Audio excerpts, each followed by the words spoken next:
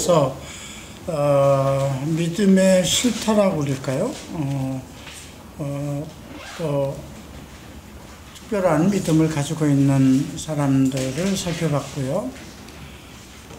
자, 오늘은 신약을 통해서 나타난 믿음, 그러니까 구약에서는 물론 아브라함을 보고 믿음의 사람, 아브라함이 하나님의 말씀을 믿으니 그를 그의 의로 삼으셨다. 이것이 신약까지 주어지는 전반적인 믿음의 뭐라고 그럴까요? 모델이라고 그럴까요? 그런데 구약에서는 그래서 우리가 많은 사람들의 믿음의 상태를 살펴봤어요. 노아도 살펴봤고 또 여러 사람들이 왜 하나님 앞에 그들이 믿음을 가진 사람으로서 인정을 받았는가, 그들이 하나님께 은혜를 입었다, 또 의인이 되었다, 여러 가지 그 상황을 우리가 살펴봤는데요. 오늘 신약에서는 조금 다른 그런 개념이 될 것 같습니다. 자, 오늘은 신약을 통해서 우리가 믿음에 대한 전반적인 것을 좀 살펴보겠습니다. 신약에서 믿음의 정의는 어떻게 정의하고 있나요? 믿음에 대해 신약에서 정의하는 믿음. 그 로마서에 나오는 거죠. 로마서 10장 17절 말씀인가요? 믿음은 들음에서 나며 들음은 그리스도의 말씀이라고 그랬어요. 그러니까 구약에서도 물론 하나님의 말씀을 아브라함이 믿으니 그것을 그의 의로 여기셨다고 그랬죠. 하나님의 말씀과 관계가 되어 있어요. 그래서 그 구약의 그 아브라함이 신약에서도 우리 이방인의 믿음의 조상이라고도 바울은 그렇게 증거를 하고 있죠. 그래서 믿음에 대한 정의를 바울이 얘기하기를 믿음은 들음에서 나고 듣는 것에 초점을 들었어요. 네가 무엇을 듣느냐. 그래서 우리가 마가복음 4장에서 보면 씨 뿌리는 전반적인 비유를 말씀하시면서 너희가 무엇을 듣는가 스스로 조심해라. 그리고 또 그 똑같은 말씀에 대해서 누가복음 8장에서는 어떻게 듣는가 스스로 조심하라. 그게 전부 다 씨 뿌리는 비유라고 했습니다. 그러니까 씨 뿌리는 것은 무엇을 뿌리는 거라고 말씀하셨나요? 주께서? 말씀을 뿌리는 것이라고 그랬습니다. 마가복음 4장을 보면 씨는 말씀을 뿌리는 것이다 이렇게 전제를 하셨어요. 그러니까 씨 뿌리는 비유에 대해서는 전반적으로 하나님의 말씀과 관계가 되는 거예요. 그런데 거기에 나타난 네 종류의 사람들이 나오죠. 길가에 있는 사람, 돌밭에 뿌려진 사람, 또 가시밭 덩굴 밑에 있는 사람들, 좋은 땅에 심어진 것. 그러니까 거기서 얘기하는 그 길가라든가 그 돌밭이라든가 덩굴 밑, 가시덤불 밑이라든가 좋은 땅은 전부 다 그 하나님의 말씀과 관계된 사람들을 지칭한 거예요. 그래서 그 4장에서 그 사람이 등불을 갖다가 등경에 놓는 것은 그런 말씀이 있죠. 우리가 한번 마가복음 4장을 한번 보시겠습니다. 자, 바울이 믿음은 들음에서 나며 들음은 그리스도의 말씀이라고 그랬어요. 그러니까 우리가 오늘 이제 그 믿음에 대해서 말씀에 대해서 또 예수께서 하신 말씀을 중심으로 그 믿음에 대해서 조금 살펴볼 것인데요. 들음에 대해서 말씀하셨거든요. 믿음은 들음이라고 그랬어요. 그래서 마가복음 4장도 보면 그 9절과 그 24절에서 9절과 23절에서 같은 말씀이 나오죠. 들을 귀 있는 사람은 들으라 그럽니다. 말씀을 들을 귀가 있는 사람은, 이것은 들을 말씀을 듣고자 하는 의지가 있느냐 이거예요. 마가복음 4장은 바다에서 시작해서 바다에서 끝납니다. 예수님께서 바다에 계실 때, 갈릴리 호수에 있을 때 엄청난 무리가 몰려왔어요. 그래서 할 수 없이 배를 띄워서 설교를 하셨어요. 그리고 씨 뿌리는 비유를 설교하셨어요. 그런데 나중에 사람들이 간 후에 14절에서 뿌리는 자는 말씀을 뿌리는 거라고 그랬어요. 우리가 이 말씀을 복합적으로 전반적으로 생각해 봐야 돼요. 바울이 믿음에 대한 정의를 하기를, 믿음은 들음에서 나며 들으면 그리스도의 말씀이라고 그랬어요. 그러니까 이 씨 뿌리는 비유는 우리의 믿음 생활과 상당히 관계가 되는 말씀이에요. 네 종류의 사람들을 언급했는데, 첫째는 길가에 있는 씨라고 그랬어요. 길가에 뿌려진 씨. 근데 그것은 공중의 새가 와서 먹었다고 그랬죠. 근데 주님께서는 그 4장에 보면 공중의 새에 대한 해석을 하셨어요. 15절에서 보면 말씀이 길가에 뿌려졌다는 것은 이들을 가리킴이니 곧 말씀을 들었을 때에 사탄이 와서 그들에게 뿌려진 말씀을 빼앗는 것이라고 했어요. 사탄이 왔다고 했어요. 그냥 말씀을 들은 사람들이에요, 전부. 그죠? 예, 말씀을 들을 때에 사탄이 와서 이건 뭐 들을 필요가 없구나. 뭐 이거 저 사람이 뭔데 내가 이 말을 들어야 돼. 이렇게 생각하는 사람들일 수도 있죠. 근데 마태는 마귀라고도 했어요. 악한 자라고 그랬습니다. 누가는 마귀라고도 해요. 그러니까 마귀나 사탄이나 악한 자나 동의어에 같은 거예요. 그런데 공중에 길가에 뿌려진 씨는 새가 와서 먹었다 하는 그 말을, 그 새를, 공중의 새를 주님은 마귀, 사탄, 또 그 악한 자라고 이렇게 해석을 했고요. 그 다음에 그러니까 앞에서 그 4장 9절에서 들을 귀 있는 자는 들으라 그러는 것은 그리스도의 어쩌면 초청에 응할 의지가 있느냐. 예. 그러니까 수많은 사람들이 예수를 만나러 왔어요. 무엇을 하는가, 바닷가로. 그런데 다 돌아갔어요. 그리고 10절에서 보면 홀로 계실 때에 함께한 사람들이 12제자와 더불어서 그 씨 뿌리는 비유에 대해서 물었던 거예요. 그들은 관심을 가지고 있었던, 이게 도대체 무슨 말씀이지? 왜 이런 말씀을, 뜬금없이 이런 말씀을 하셨지? 그런데 보면 바닷가에 몰려든 사람들이 얼마나 많으신지 배에 올라타서 말씀을 하셨거든요. 근데 다른 사람들은 다 갔어요. 그래서 9절에서 여기서 들을 귀 있는 사람들은 들으라 하는 것은 정말 과연 하나님의 말씀에, 그러니까 이렇게 생각하면 돼요. 이 땅에 얼마나 많은 교회가 많아요. 그죠? 엄청난 크리스천 교회가 많아요. 그런데 말씀을 들을 사람들을 찾는 거예요, 지금 주님은.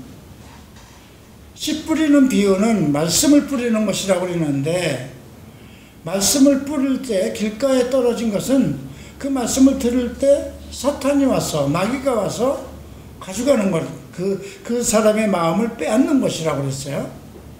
근데 중요한 건 말씀을 들은 자들이라는 겁니다. 그래서 우리가 이 씨 뿌리는 비유의 네 종류의 사람들의 나는 어디에 있는가가 생각해 봐야 될 거예요. 나는 길가에 있는 사람인가, 돌밭에 있는 사람인가, 아니면 가시덤불 속에 있는 사람인가, 아니면 좋은 땅에 있는 사람인가.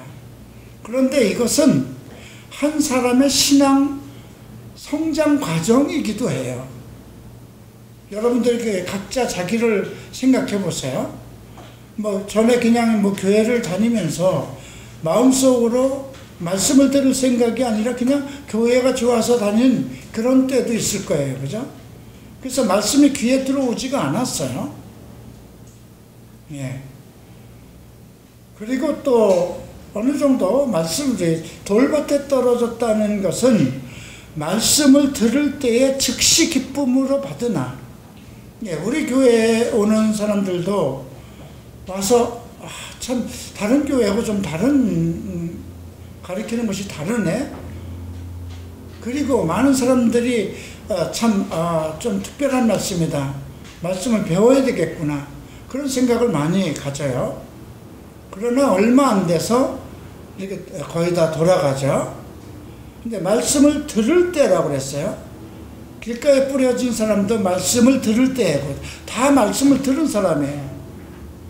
그리스도의 초청을 받은 사람들을 얘기하는 거예요. 그런데 뿌리가 없어서 잠깐 견디다가 말씀으로 인하여 환난이나 박해가 일어날 때 곧 넘어지는 자. 이 말씀이 전제하는 것이 있어요. 말씀을 듣는 사람은 반드시 환난과 박해가 있을 수 있다는 것을 전제로 하는 거예요.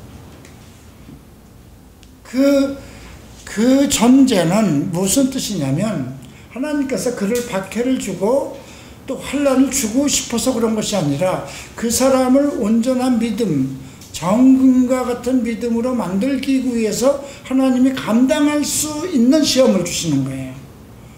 그래서 고린도전서에 말씀하신 게 있죠. 그 바울이 얘기한 것이 있죠. 예, 우리에게 오는 그런 모든 고난은 우리가 감당할 수 있는 것이다. 우리에게 오는 시험들은 다 감당할 수 있는 시험이라. 근데 내가 이거 갑자기 예수 믿었더니 안 되네. 교회를 바꿨더니 좀 문제가 생겼네. 이렇게 해서 보면 넘어지는 자라고 그랬어요. 예, 근데 마태복음인가를 보면 배반하는, 마태복음인가 누가복음에서는 배반하는 자라고 되어 있어요. 말씀을 들을 때에 이 돌밭에 있는 사람들이 그 환난과 박해가 일어날 때 넘어지는 자요, 또 배반하는 자요, 완전히 예수를 저버리는 자요, 이렇게 돼 있어요. 그러니까 네 종류가 둘로 나눌 수 있는데요. 이 두 종류는 전부 다 도중에 일단 정리한 거예요. 묻지 않고 교회를 떠난 거예요. 그 다음에 이제 세 번째는 가시떨기에 떨어진 거잖아요. 싹이 났어요. 그런데 가시덤불에 쌓여가지고 그 싹이 자라지 못하는 거예요. 그 비유를 어떻게 했냐면 세상의 염려와 재물의 유혹과 기타 욕심이 들어와서 말씀을 막아서 결실치 못한다는 거죠. 씨는 반드시 자라서 그 열매를 맺어야 되는 게 목적이잖아요. 그죠? 근데 그 세상 염려와 재물, 세속적으로 빠진다는 거예요. 그러니까 여러분들은 지금 1단계, 2단계는 지났다고 생각해요. 그죠? 나름대로 여러분들은 하나님의 말씀에 많이 배웠고, 이제 어느 정도 믿음을 갖추었어요. 근데 지금 이제 이 가시떨기와 관련된 것, 세상의 재물과 유혹과 기타 욕심 때문에 그냥 교회만 다니면 되는 거지, 내가 목사가 될 것도 아닌데 그렇게 뭐 말씀에 대해서 깊이 공부해야 될 건 아니지 않나? 결국 열매를 맺지 못하는, 열매를 맺는다는 건 그 사람을 향하신 하나님의 뜻의 목적까지 간다는 뜻이에요. 하나님이 각 사람에게 어떤 소명을 주시고 사명을 주시고 하나님의 계획이 있어요. 나에 대한 사명이 있고 나에 대한 계획이 있듯이 여러분들도 다 마찬가지예요. 그래서 그 열매는 작든지 크든지 여러분들이 끝까지 열매를 맺어야 되는 것이거든요. 그래서 우리가 그 4장 그 26, 27절에는 열매에 관한 이야기가 나고 있어요. 밤낮 자고 깨고 하는 중에 씨가 자라되 어떻게 그리 되는지 알지 못한다. 내 안에서 씨, 말씀의 씨가 어떻게 자라고 있는지 여러분들은 알지 못해요. 근데 땅이 스스로 열매를 맺되 처음에는 싹이요, 다음에는 이삭이요, 다음에는 이삭의 충실한 곡식이다. 과정을 얘기하는 거거든요. 하나님의 계획은 하나님의 과정 속에, 그렇죠. 그냥 밤나무도 또 감나무도 그냥 무조건 심으면 열매를 맺는 것이 아니에요. 감나무는 7년이 걸린다고 그래요. 밤나무는 3년이 걸린다고 그러죠. 그러니까 싹이 자라고 성장하는 그 과정이 있는 것을 언급한 것입니다. 그런데 세상 염려와 욕심에 빠져서 결국 열매를 그걸 끝까지 가지 못한다는 뜻이에요. 그래서 결국은 세상에 빠져서 열매를 맺지 못하는 것, 이 단계가 나는 제일 안타깝고 안타까운 단계가 아닌가 싶기도 해요. 믿음을 도중에 거의 조금 더 참고 기다렸으면 그 좋은 하나님의 때를 이룰 수 있는데, 세상 재미가, 어차피 세상은 정리될 거잖아요. 우리가 죽어서 정리가 되든 또 여러분들이 살아있는 동안에 정리가 되든 어쨌든 이 세상은 우리 인생 속에서 정리가 돼야 할 것인데, 재물의 유혹과 욕심에 빠져서 마지막 단계까지 가지 못한 거죠. 그 다음 좋은 땅에 뿌려졌다는 것은 말씀을 듣고라고 그랬어요. 그죠? 예. 그러니까 앞에서 얘기는 가시떨기에 떨어진 자는 말씀을 듣기는 하되, 그러니까 뭐가 달라요? 그러니까 예수님께서도 또 이런 말씀을 하셨어요. 세상과 하나님을 겸하여, 재물과 하나님을 겸하여 섬길 수 없다. 두 손에 떡을 다 놓고 지키려고 하니까 안 되는 거예요. 그래서 가시떨기에 뿌려진 자는 말씀을 듣기는 하지만 세상에 관심을 가지고 있는 거고요. 좋은 땅에 뿌려진 사람들은 말씀을 듣고 받아서 받는다는 자기 것으로 된다는 거예요. 30배, 60배, 100배의 결실을 맺는 것이다. 이렇게 언급을 했죠. 그러니까 이것은 완전한 믿음에 이르는 사람의 믿음의 단계라고도 할 수 있어요. 나나 여러분들이나 다 이 과정을 거쳐서 네 종류의 사람일 수도 있고요. 또 한 사람이 믿음이 성장해서 가는 과정이 있어요. 만약에 참고 견뎌서 열매를 맺는 사람이라면 이제 주께서 원하는 것은 그것을 원하는 거예요. 그런데 갑자기 23절에서 들을 귀 있는 자는 들으라 이렇게 얘기를 합니다. 그러니까 지금 9절에도 같은 말이 나오는데 대상이 달라요. 9절에 나온 사람은 예수님의 초청을 받고 온 사람들을 얘기하는 거예요. 그 다음에 23절에 있는 사람은 열매를 맺는 사람들에 대해서 얘기를 한 거예요. 좋은 땅에 뿌려져 있는. 그리고 나서 바로 21절에, 그러니까 들을 귀 있는 자는 들으라가 21절과 같은 문단에 있어요. 25절까지가. 같은 문맥 안에 있기 때문에 같은 그 말씀과 연관된 걸로 봐야 돼요. 사람이 등불을 가져오는 것은 말 아래나 평상 아래 두려함이냐, 등경 위에 두려함이냐. 자, 이 말씀을 잘 봐야 돼요. 자, 누가복음은 이 말씀은 어떻게 되어 있는가 한번 보십시다. 누가복음 8장이죠. 마태복음은 이 말이 없어요.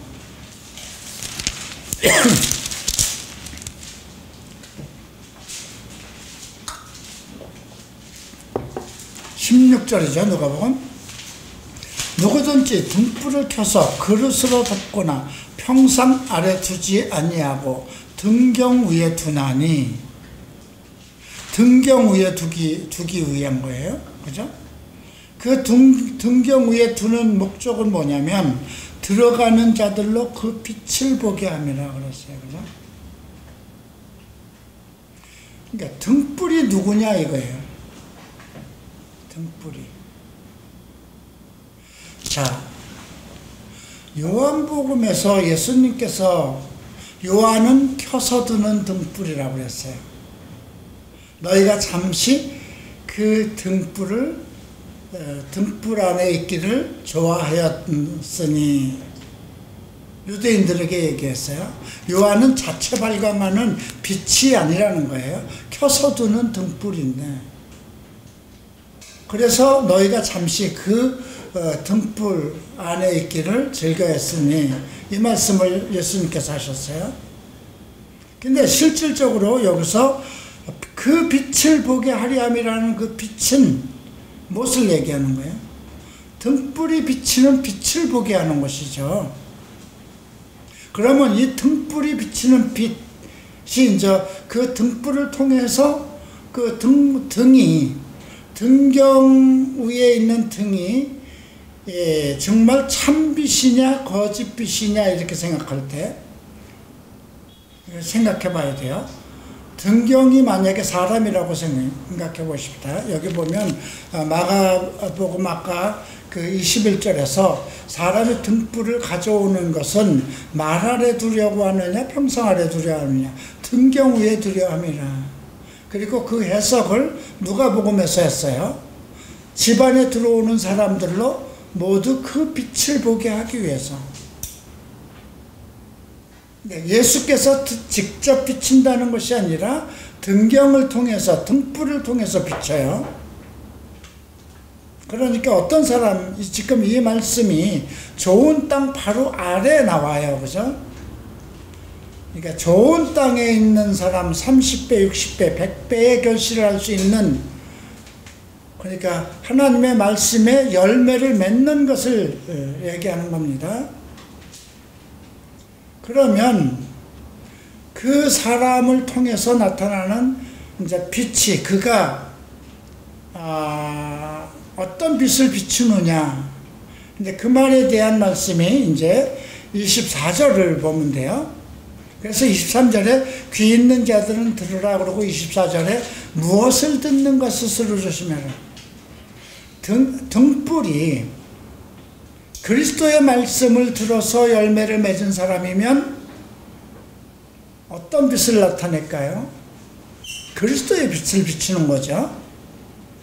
그런데 그 등불이 어떤 사람인데, 뭐 이만희 밑에서 공부를 한 사람이라면 이만희 빛을 내는 거고, 문선명이한테 배운 사람 문선명이 빛을 내는 거잖아요. 또 여호와의 증인에서 공부한 사람이면, 몰몬교에서 공부한 사람이면 그 빛을 내는 거잖아요. 그죠? 그래서 너희가 무엇을, 여기서 너희라는 것을 위에서 21절에 등불을 누구로 봐야 되느냐. 그래서 너희가 무엇을 듣는가 스스로 조심하라.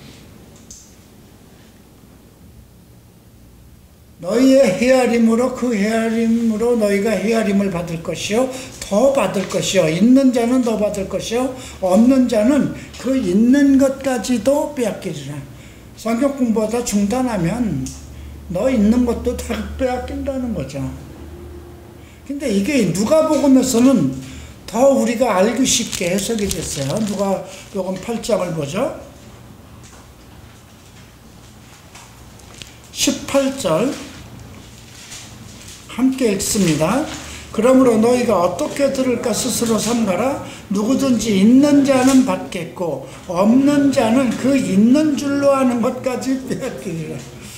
아주 심각하죠. 야, 나 신학을 했고 나 공부를 얼마나, 야 정말 내가 몇 년 동안 성경을 배웠는데, 근데 여기서 있는 줄로 아는 것까지도 빼앗긴다는 거죠. 하나님과의 말씀의 관계는 삶이 돼야 된다는 거예요. 그래서 요한복음 1장 14절에 말씀이 육신이 되어 우리 가운데 오시니 은혜와 진리가 충만하더라. 우리와 함께 하시니. 말씀이 육신이 돼요. 그래서 이 씨 뿌리는 비유, 그래서 그 4장에서 두 번째로 23절에 들을 귀 있는 자들은 들으라 하는 것은 좋은 열매를 맺고 하나님의 계획대로 이제 30배, 60배, 100배의 결실을 맺는 그 사람들에게 얘기하는 것이에요. 그렇게 되기 위해서는 해야 할 일이 무엇을 듣는가 스스로 자기 스스로 조심해야 된다는 거죠. 무엇을 듣는다는 건 뭐예요? 내가 누구의 가르침을 받느냐가 중요한 것이고요. 누가복음에서는 어떻게 얘기했나요? 어떻게 들을 것인가. 해석의 문제예요. 그죠? 해석, 같은 성경에 있는 말씀이라도 어떻게 해석해야 되느냐. 여호와의 증인 같은 데서 그 예수 그리스도에 대해서 그분은 실패한 자라고 해석하잖아요. 똑같은 건데도 그렇게 얘기를 하고 있어요. 이단은 자기네들 중심적으로 해석을 하잖아요. 그래서 오늘 이 4장에서 예수님께서 이런 말씀을 하셨어요. 11절 함께 읽겠습니다. 하나님 나라의 비밀을 너희에게는 주었으나 외인에게는 모든 것을 비유로 하나니. 예, 하나님 나라의 비밀을 너희에게 주었다는 거예요. 말씀을 듣고자 하는 사람들. 그러나 외인들에겐 비유가 되어 있기 때문에 알래야 알 수가 없다는 거예요. 그래서 그 25, 있는 자는 받을 것이요 없는 자는 그 있는 것도 빼앗길 것이다. 있는 줄로 아는 것까지도 빼앗길 것이다. 예. 그래서 여기서 우리가 21절 말씀을 해석하는 것은 매우 중요해요. 예, 바로 24절에서 너희가라고 했기 때문에 말씀을 듣고 좋은 땅에 뿌려져서 열매를 맺는 사람들, 그들이 뭐가 되는 거냐면 결국 주님께서 그들을 데려다가 집안에 들어오는 사람들로 보게 한다고 그랬잖아요. 그죠? 예, 그게 이제 아까 누가복음 8장에서 언급된 거죠. 다시 한번 보십시다.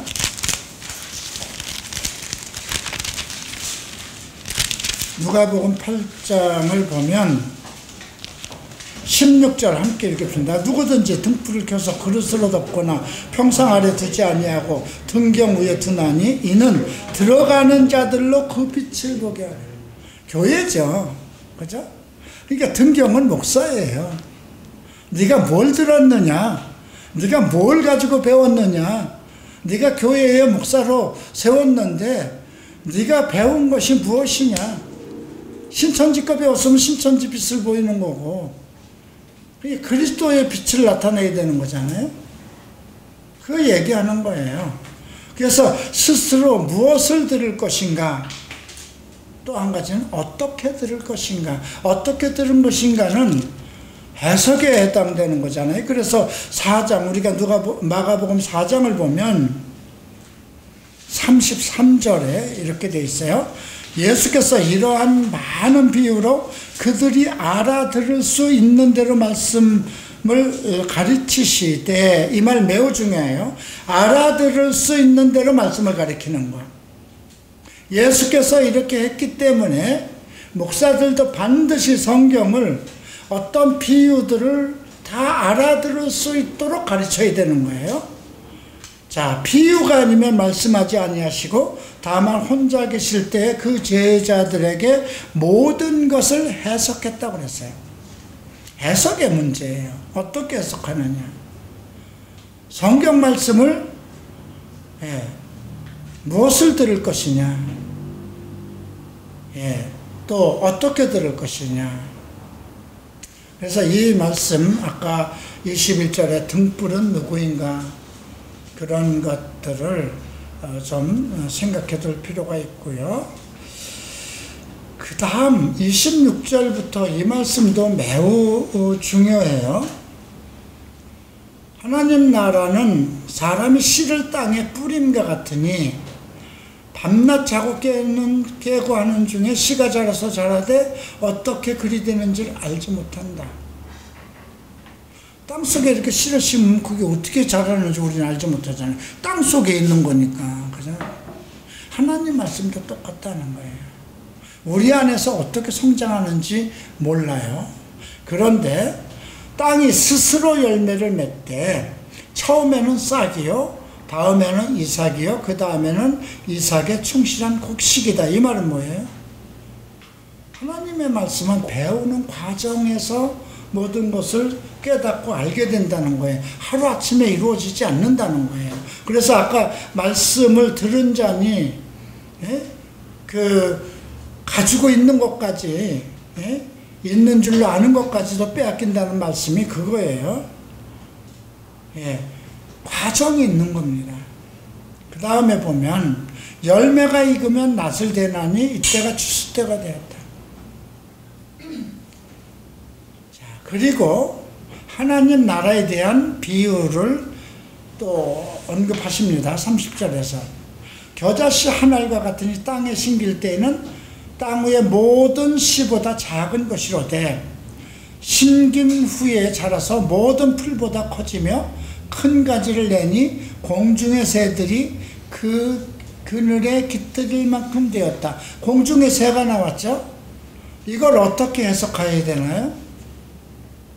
앞에서 뭐라고 해석했어요? 공중의 새를? 마귀, 사탄, 악한 자라고 그랬어요. 그러니까 지금 이 31절, 32절을 해석을 잘못하면 안 돼요. 이게 많은 목사들이 이게 교회의 성장, 겨자씨 같은 한 알이 땅에 심겼지만 나중에 커져서 많은 새들이 몰려올 정도로 된다. 그건 잘못된 해석이에요. 이거는 마태복음 13장을 봐야 다르게 해석할 수 있어요.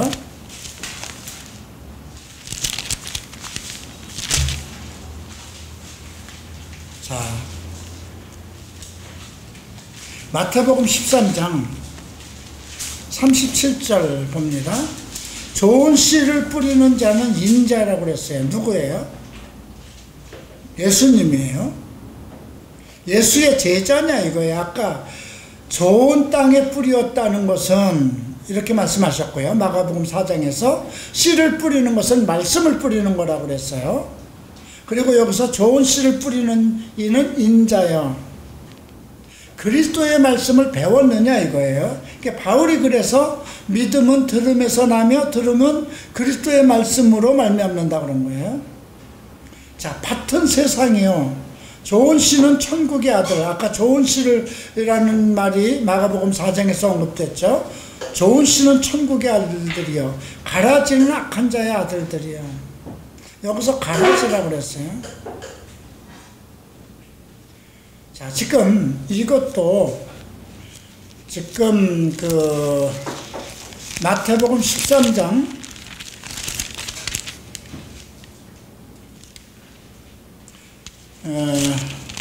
18절 보면 씨 뿌리는 비유를 배우라 그랬죠. 배우라 그랬어요. 배우라는 말씀을 2번 하셨어요. 무화과 나무의 비유를 배우라고 하셨어요.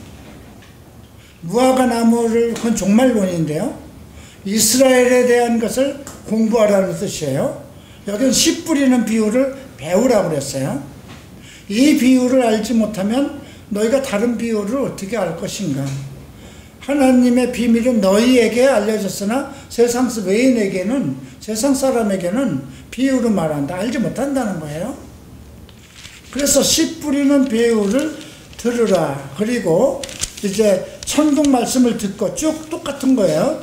그 길가에 뿌려진 것, 그 다음에 돌밭에 뿌려진 것, 가시던기에 뿌려진 것, 좋은 땅, 이렇게 설명을 했어요. 자, 그리고 이 말씀과 똑같은 말씀을 설명했는데요. 31절에 보면 천국은 마치 사람이 자기 밭에다 심은 겨자씨 한 알 같다고 그랬어요. 근데 이는 모든 씨보다 작은 것이로되 자란 후에 풀보다 커서 나무가 되며 공중의 새들이 그 가지에 들였느니라. 아까 마가복음 4장에서 조금 더 발전된 설명이에요. 예, 모든 씨보다 작은 것이라고 그랬어요. 자란 후에 풀보다 커서 풀에다 비교를 했고요. 나무가 되매 원숭이가 사람이 되매 이렇게 설명하면 될까요? 안 될까요? 안 되는 말이죠. 예, 숙주나물이 커서 콩나물이 되는, 이거 말이 안 되는 거죠. 이건 그렇게 봐야 되는 거예요. 왜냐하면 겨자씨는 나물과예요. 나물의 종류예요. 그러니까 절대로 나무가 될 수 없는 거예요. 변형적으로 큰 거예요. 그래서 나무가 되매 그랬어요. 나물이 어떻게 나무가 돼요? 콩나물이 어떻게 나무가 돼요? 그래서 공중의 새들, 여기서 공중의 새라고 그랬잖아요. 예수님께서 사탄, 마귀, 악한 자라고 그랬어요. 와서 그 가지에 깃든다고 그랬습니다. 그러니까 이 말씀은 교회 성장, 교회는 교회 성장에다 두면 안 된다는 거예요. 예. 겨자씨의, 그래서 씨 뿌리는 비유를 배우라. 겨자씨의 비유는요, 예, 그 작은 것이지만 예수님께서 말씀하신 것이 있어요. 이 산을 들어 바다에 던지오라 하면 그렇게 될 것이요. 뽕나무더러 바다에 심기울이라 하면 그렇게 될 거예요. 불가능한 것을 이루는 거거든요. 겨자씨와 같은 믿음을 가지고 주님께서 설명하실 때 온전한 믿음은 불가능한 것을 이루는 것이 비록 작지만, 그죠? 근데 여기서는 겨자씨만한 것을 심었으면 겨자씨는 자라는 과정이 있는 거예요. 나물이에요. 그런데 커서 나무가 되매. 그러니까 아까 우리가 마가복음 4장을 다시 보십시다. 4장 31절에도 같은 말이죠. 겨자씨 하늘과 같으니 땅에 심길 때는 모든 땅 위에 모든 씨보다 작은 것으로 되어 그랬어요. 심긴 후에는 자라서 모든 풀보다 커지매 큰 가지를. 여러분, 풀이 가지를 내나요? 못 내나요? 풀은 가지가 없어요. 그러니까 우리가 이런 해석들을 똑같은 말이에요. 풀보다 커지며 큰 가지를 내니, 나물과가 어떻게 큰 가지를 내요? 그죠? 공중의 새들이 그 그늘에 깃들을 만큼 된다. 그러니까 여기서 언급하는 이 말씀의 뜻, 무조건 교회가 크고 왕성하고 해서 된다는 게 아니에요. 그 다음 아까 마태복음 13장 또 한 가지 비유가 있어요. 13장 33절, 자, 함께 읽읍시다. 또 비유를 말씀하시되 천국은 마치 여자가 가루 서말 속에 갖다 넣어 전부 부풀게 한 누룩과 같다. 누룩은 뭐예요? 해석이 죄예요, 그죠? 근데 천국이 누룩과 같다고 비유할 수는 없어요. 여자가 가루 서말 속에다 갖다 넣어 전부 부풀게 한, 무슨 뜻이에요? 여자는 누구예요? 예, 목회자예요. 여종이에요.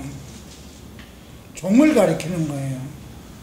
가루 서말 속에다가 작은, 그가, 목회자가 정말 온전한 말씀을 가지고 있어야 되잖아요. 정결하고 깨끗하고 바른 말씀을 가지고 있어야 되는데 거기다 뭐 하나 섞으면 똑같은 거예요. 여호와의 증인이 성경이 다 틀리는 게 아니에요. 신천지가 성경을 다 잘못 가르치는 게 아니에요. 한두 군데, 예, 가루 서말에 누룩을 갖다 놓은 거예요. 그러니까 이거 해석을, 그러니까 이 해석들이 일반 교회에서는 그냥 하루 소마를 부풀리듯이 교회가 성장해야 되는 거, 우리가 작은 믿음이 있지만 큰 뭐 새들이 몰려와서 앉을 수 있는 교회가 되는, 이거 잘못된 거예요. 이거 전부 다 이단적인 거예요. 이렇게 되는 건.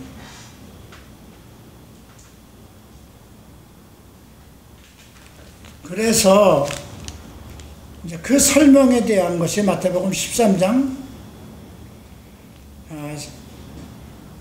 밭은 세상에 38절에 좋은 씨는 천국의 아들되어 가라지는 악한 자의 아들들이요 가라지를 뿌리는 원수는 마귀요 추수 때는 세상 끝이요 추수꾼은 천사들이니 그런즉 가라지를 거두어 불에 사르는 것 같이 세상 끝에도 그러하리라. 가라지가 어떤 걸까요? 지금 좋은 씨는 천국의 아들들이라고 그랬어요.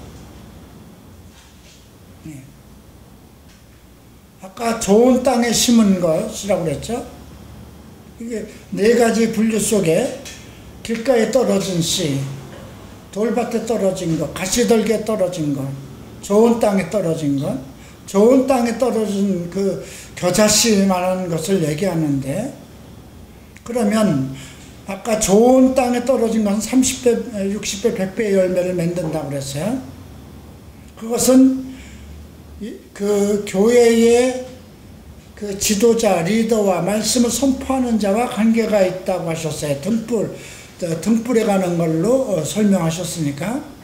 그럼 나머지 길가에 있는 거, 돌밭에 있는 거, 그 다음 가시떨기에 있는 건 전부 다 가라지예요. 전부 다 가라지예요.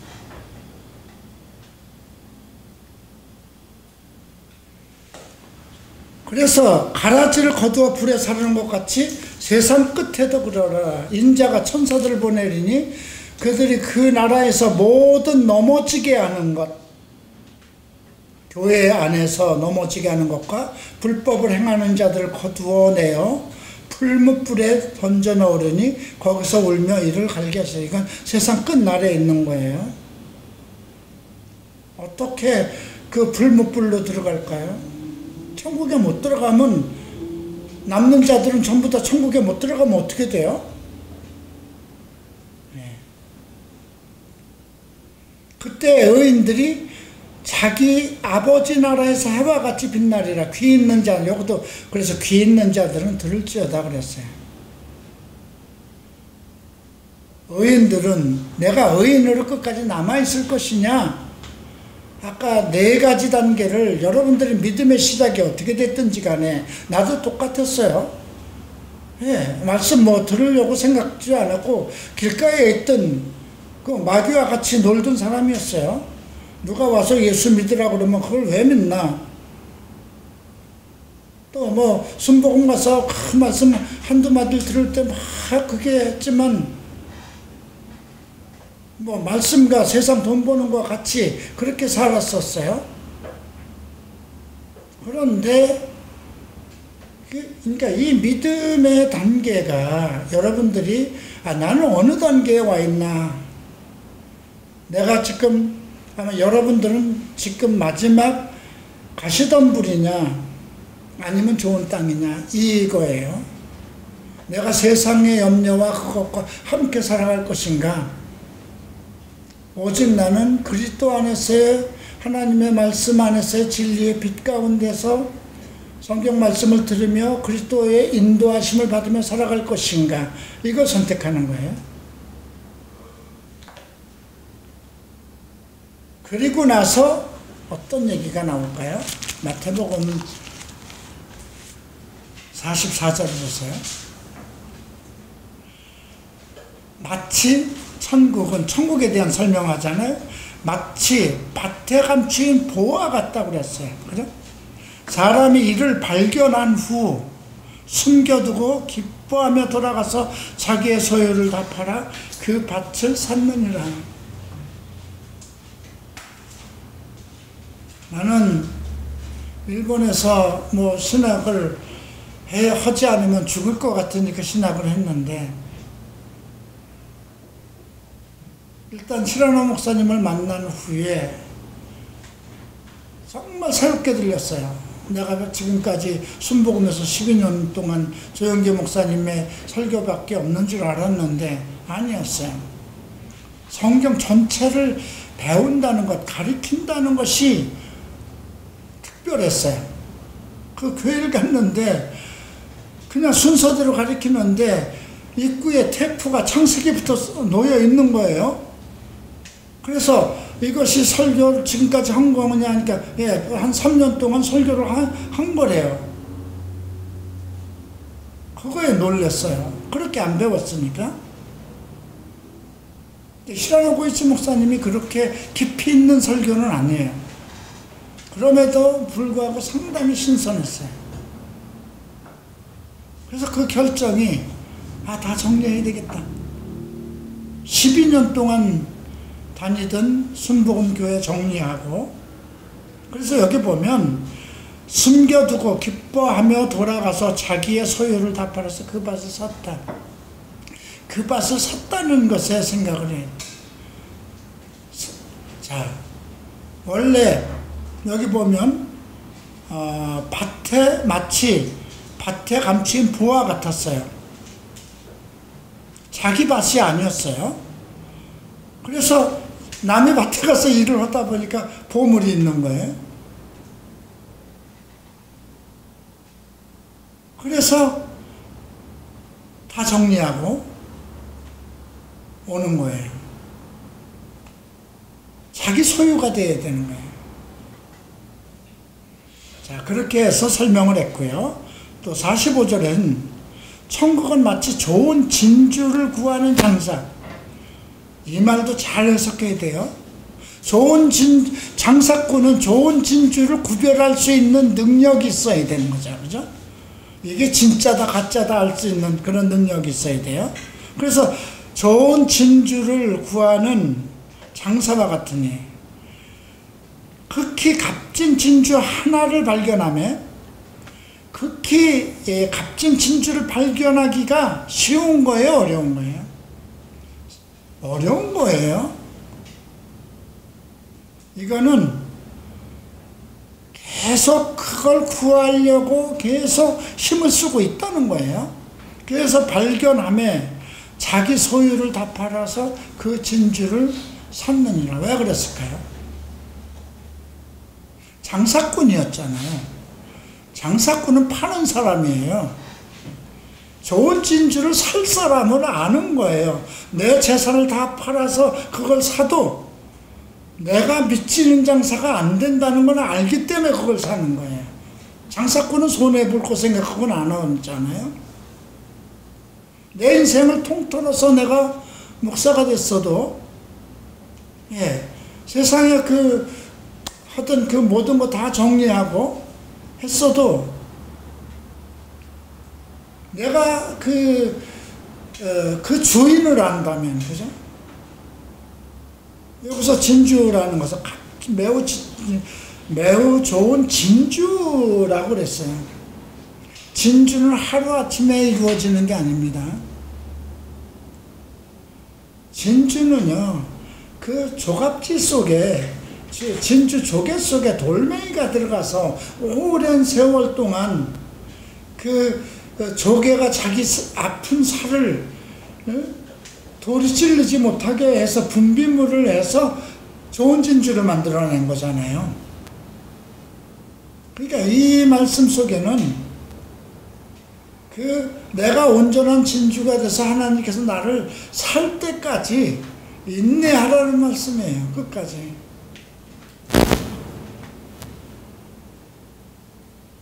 그 다음에 이제 47절에 천국은 마치 바다에 치고 각종 물고기를 모으는, 단계가 다 달라요.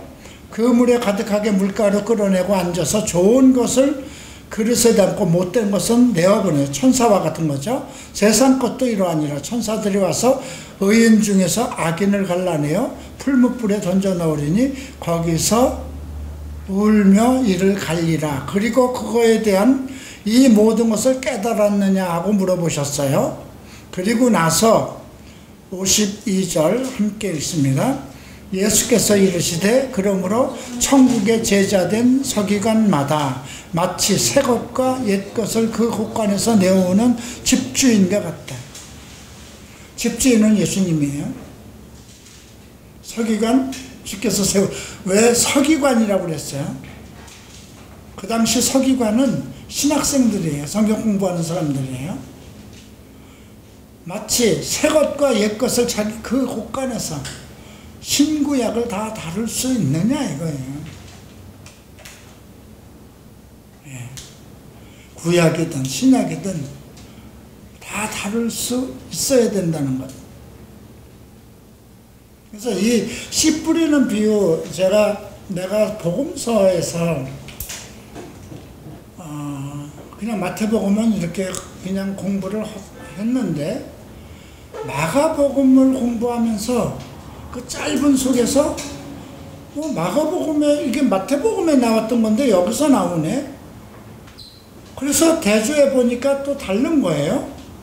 그러면 누가복음에도 이 말씀이 있나 하고 찾아보니까 누가복음에도 있는데 이 세 가지를 이렇게 나란히 놓고 보니까 눈에 확 들어오는 게 무슨 뜻인지 이해가 밝히되는 거예요. 그래서 이 지금 우리가 예수께서 하신 말씀 마가복음에서 아주 간략하게 말씀하셨지만 마태복음과 누가복음과 같이 봐야 돼요. 요한복음에는 이게 안 나와요. 씨 뿌리는 비유가 요한복음에는 안 나와요. 근데 그 씨 뿌리는 비유는 결국 그래서 그런 생각을 했어요. 그 말씀이 육신이 되어 우리 가운데 계시니 은혜와 진리가 충만하더라. 그런 말씀이 항상 마음속에 있었고요. 또 요한복음 17장 17절에 저희를 진리로 거룩하게 하옵소서. 아버지의 말씀은 진리입니다. 그것도 말씀과 관계되는 거잖아요. 그 다음 로마서 10장 17절에 믿음은 들음에서 나며 들음은 그리스도의 말씀이다. 다 관련된 말씀이에요. 그런데 씨 뿌리는 비유를 보니까 그 모든 관련된 말씀이 그냥 그대로 다 알아들을 수 있도록 씨를 뿌리는 것은 말씀을 뿌리는 것이다. 말씀을 뿌리는 자는 인자다. 이게 마태복음에 그렇게 되어 있고요.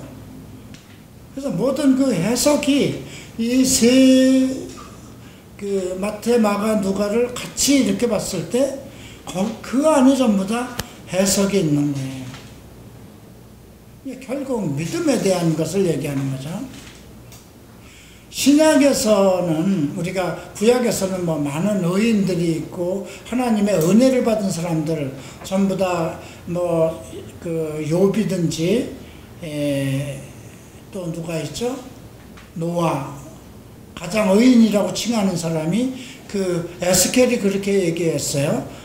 그 욥과 노아와 욥과 다니엘이 있다 할지라도 그 범죄한 자에 대한 것은 용서하지 않겠다 이런 말씀이 에스겔서에 나온 걸로 알고 있는데요.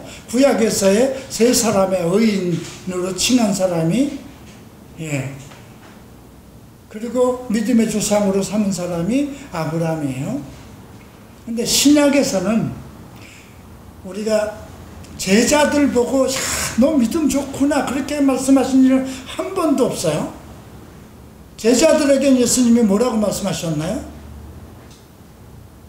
믿음에 대해서 항상 야단쳤어요. 믿음이 없는 것들아 아직도 못 알아먹느냐? 계속 그랬어요. 마가복음 4장에도 보면 너희가 왜 두려워하느냐? 믿음이 없는 자들아 왜 두려워하느냐? 계속 그들을 나무랬어요. 믿음이 없는 자로. 근데 오히려 어떤 사람이 칭찬을 받았나요? 믿음이 크다고 칭찬받은 사람들이 누구예요? 사복음서에서 나오는 사람들 중에? 백부장. 이방인으로서 예수 그리스도를 알아봤기 때문에 그래요. 그죠? 예수 그리스도의 권위를 알아봤기 때문에. 또 어떤 사람 있어요? 잘 안 들려요. 수로보니게 여인. 왜 그럴까? 이방 여인이에요. 이방 여인에도 불구하고 주님께서 내 믿음이 크도다 그랬어요. 왜냐하면 다윗의 자손이여 하고 외쳤어요. 이방인은 다윗의 자손이라는 것은, 다윗의 자손이라는 건 계시의 말씀이에요. 유대인에게 주신 계시예요.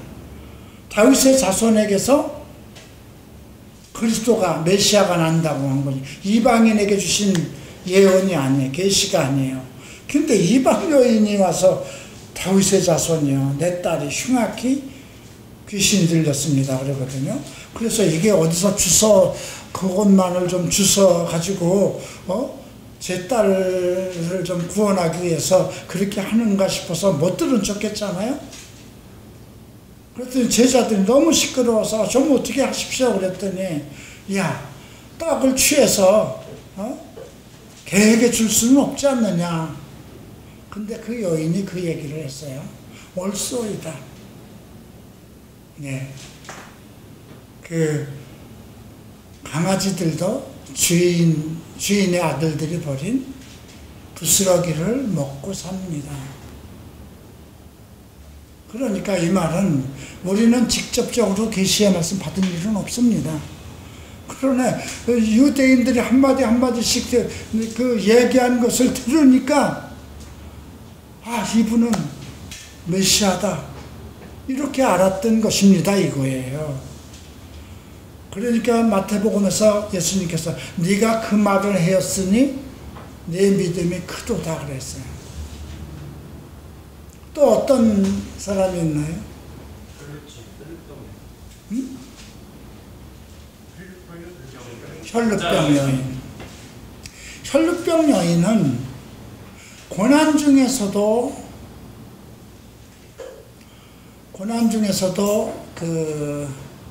포기하지 않았죠. 그렇죠? 12년 동안 혈루병을 앓면서 있는 것을 다 소비했어요. 많은 의사한테 그 고통을 받았고요. 그런데 나사렛 예수가 지나간다 소리를 듣고, 나는 이 분의 옷자락만 잡아도 될 것이다 하고 그 엄청난 사람이 몰려있는 대로 뚫고 들어간 거예요. 돌진하는 믿음이에요.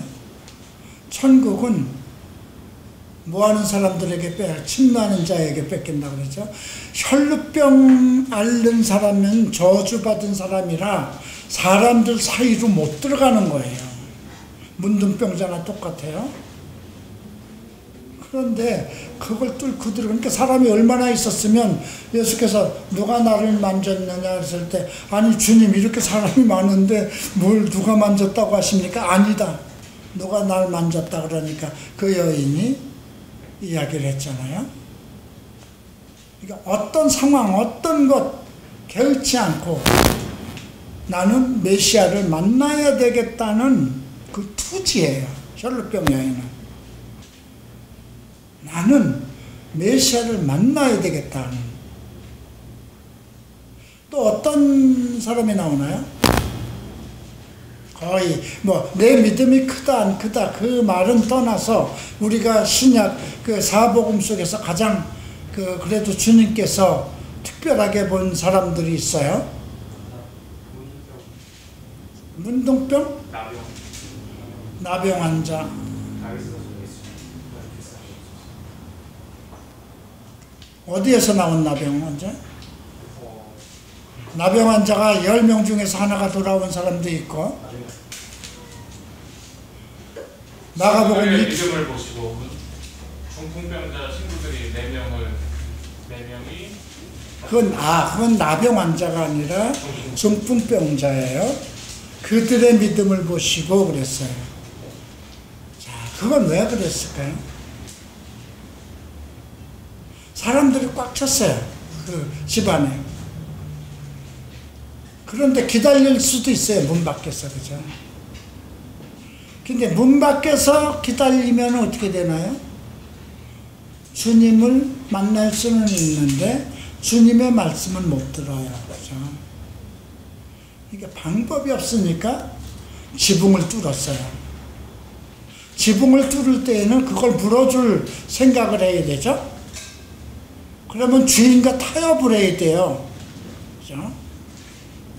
그리고 환자를 들것에 씻어 지붕까지 올려서 내려야 되는 모험이 필요해요. 설교 중에 그 상상을 해보세요. 물론 이런 콘크리트 집은 아닐 거예요. 이스라엘이니까 얼기얼기시었지만, 그러니까 그 사람도 주님을 만나고자 하는 그 믿음도 있지만 주님의 말씀을 듣고자 하는, 그죠? 메시아의 말씀을 듣고자 하는, 그러니까 그때에 바로 우리가 어떤 그때라는 것이 나와요, 그죠? 바로 은혜의 때다. 구원받을 만한 때요, 은혜의 때다. 그래서 그 네 사람과 함께 그 중풍병자는 내 믿음이, 소자야 내 믿음이 크도다 그랬습니다. 또 어떤 사람 나오나요? 과부의 두레돈. 과부의 두레돈. 과부? 어떤 과부였나? 두레돈이에요. 응? 두레돈. 아, 두레돈 과부. 그죠? 자기 생활비 전체를 다 드렸노라 칭찬했어요. 예, 그 뭐 한편으로 보면 그 여인도 믿음이 있으니까 그렇게 했겠죠. 또 한 사람 야이로 믿음의 사람이 아니었어요. 야이로는 자기 딸을 살려야 되기 때문에 그냥 달려간 거지. 그래서 예수님이 자기 딸 죽었다 소리를 듣고 나서 실망했을 때 뭐라 그래요? 믿기만 해. 그러죠. 예수님한테 와서 랍비요 그랬어요. 주여 그러지 않았어요. 선생님, 내 딸을 살려주십시오. 근데 예수 믿음이 있다고 하는 사람들은 전부 다 예수를 주라 그랬어요. 주여. 자, 두 사람이, 특별한 사람이 나와요. 한 사람 키가 작은 사람이었고요. 삭개요. 그죠? 그건 주님이 지나가는 거리를 주님을 만나기 위해서 계획을 할 수 있는 사람이에요. 그죠? 야, 내가 오늘 너희 집에 가겠다. 또 한 사람은 누굴까요? 그렇죠. 바디메오. 네. 소경이었잖아요. 그죠? 소경임에도 불구하고 똑같은 소리를 했어요. 나사렛 예수여, 우리를 불쌍히 여기소서. 나사렛 예수라는 건 소경이 뭐 성경 공부를 한 것도 아니고 길거리 거지잖아요.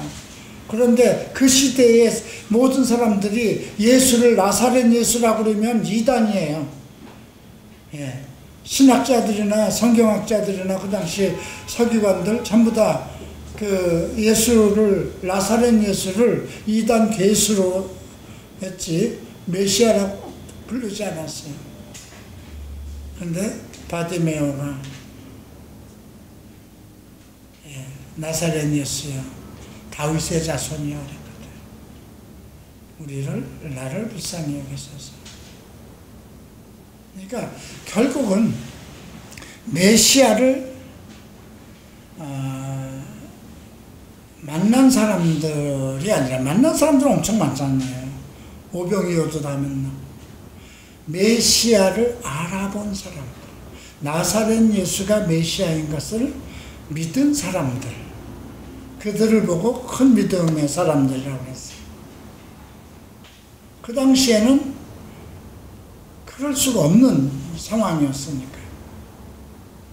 그러면 지금 이 시대에 우리는 뭐 예수를 만날 수는 없어요. 그래서 바울이 얘기한 건 믿음은 들음에서 나며 들음은 그리스도의 말씀. 예수님께서 마가복음에서 너희가 무엇을 들을 것인가 스스로 조심해라. 어떻게 들을 것인가 스스로 조심하라. 그러면서도 주님께서 상당히 큰 말씀하셨어요. 세례요한은 여인이 낳은 자 중에 가장 큰 자지만 천국에서는 가장 작은 자라고 그랬죠. 지금 우리가 우리의 믿음, 그러니까 나의 믿음은 어떤 상태인가? 지금 나도 그래요. 늘 이런 말씀을 이렇게 계속해서 보고 준비하고 뭐 설교 준비를 하면서도 느끼는 것은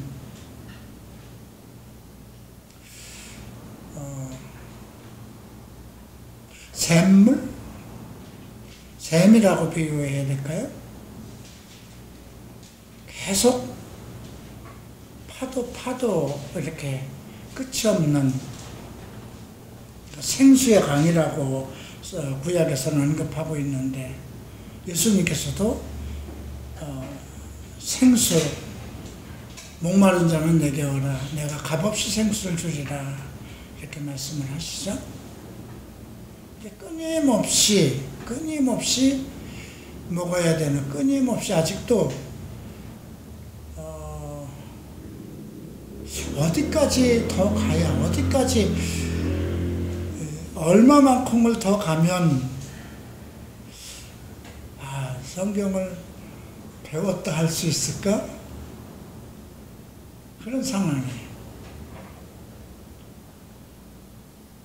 근데 그 전에 히라나 목사님이 청목사를 얘기를 하면서 그런 얘기를 하셨어요.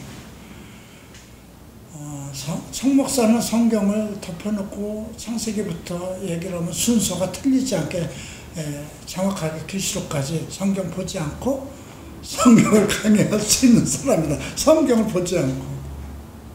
그러면서도 항상 이렇게 만나서 이렇게들 얘기할 때 보면 늘 자기는 갈급해 있다.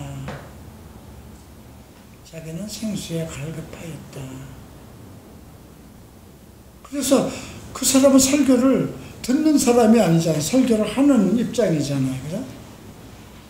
그래서 나는 항상 갈급해 있어서 내 제자들의 설교를 가끔 몰래 듣는다. 이런 얘기를 하시는 말씀. 그러면서 제자들을 설교를 들으면서 어떻게 저렇게 설교를 할 수 있을까? 어떤 거는 이거 어디서 많이 들었던 것 같은데 결국 자기 걸 가지고 하는 거니까 그럴 때도 있고 어떤 때는 어떻게 이거를 이렇게 설교할 수 있을까? 놀랄 때도 있다는 거죠. 자, 오늘 이렇게 해서 믿음, 신약 속에서 믿음, 신약 속에서는 사람의 믿음을 언급하지 않습니다. 오직 예수 그리스도의 믿음이에요. 그죠?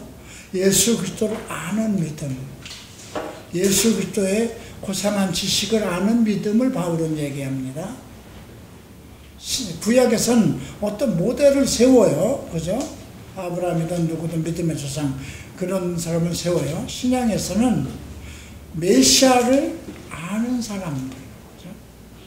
그러면 오늘은 우리가 메시아를 아는 것, 요한복음 17장 3절에서 영생을 얘기했어요.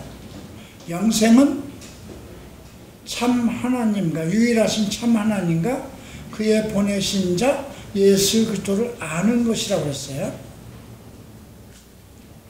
그리고 예수님께서 또 요한복음 8장에서 자기를 믿는 유대인들에게 너희가 내 말에 거하면 나의 참 제자가 되고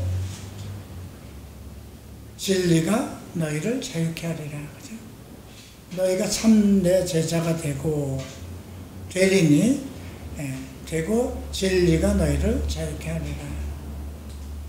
거기서 자유함, 이스라엘 사람들이 예수를 믿고 유대인들이 예수를 믿고 있었어도 어떤 영적 자유함이 없었듯이 그 율법에 매여 있었기 때문에 그런 말씀을 했습니다. 그러니까 여러분들이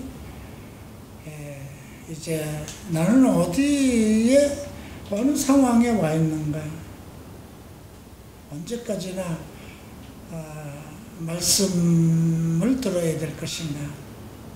평생이에요. 아까 그 말씀을 듣다가, 그죠? 그런 말씀도 있죠. 아는 줄로 아는 것까지 빼앗길 것이다.